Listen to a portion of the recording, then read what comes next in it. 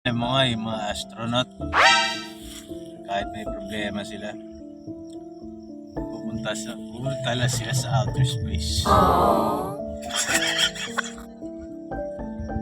Kaya nga mapapansin mo, kung nagtatrabaho ka sa isang factory, pagsakay mo ng bangka, ay na, usap ka na. Nakuha mo? What? It's like when it passes, it's like it follows. Kaya huwag masyadong damdamin ang problema. Just keep the faith, and faith will keep you. Because it's like this. Life is all about magic.